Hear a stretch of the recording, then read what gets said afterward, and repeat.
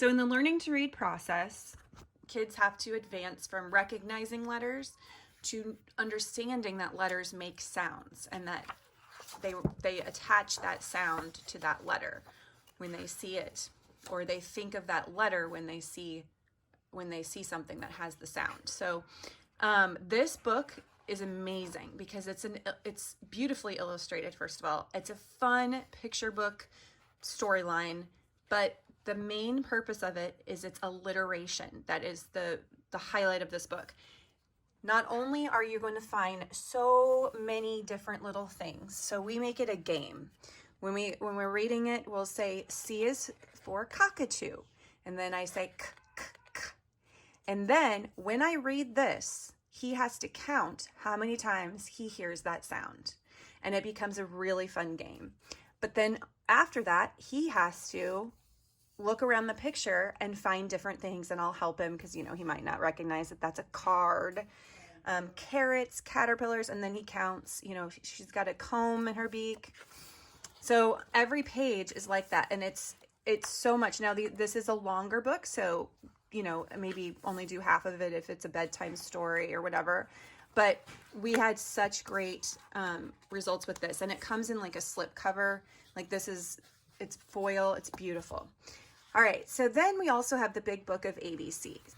When I first got this, I thought this was going to be just kind of, you know, a typical, but look how there's so many different things, and it can be a fun game. You can say, where's the bear?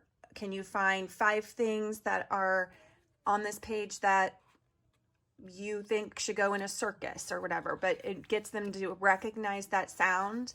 It's just so much you can do with books that have a lot of different pictures.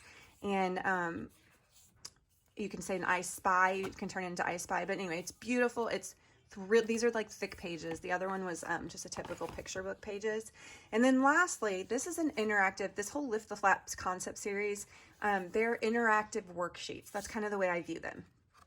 So, sorry, let me open this page. So this page is cool for a different reason, but I'm going to focus on the phonics side of things. So when you look at a picture, you are testing them. What is that? It's an apple. What does it start with? What's that sound? And they go, ah. And you're like, okay, well, what letter? And then look down in the letters, which letter makes that sound? And then they open it to see if they're right. And every page is going to have something a little bit different. Can you see something in this picture that starts with each of these sounds? Lift the flaps to find the answers. You're going to have a little bit different on each one. But it's just a good way to interact with the letters. When kiddos use more than one part of their brain for certain things, they will learn quicker, and it absorbs differently. You know, just like anything, when more than one sense kind of is involved. But same with this page, it's going to be another one like, what is this? It's a panda. Well, what's that sound? P, p, p. What letter is it? You look down here, he points to it or says it out loud, and boom. So anyway, those are my recommendations if your kiddos are at the stage of learning the sounds that letters make in the learning to read process.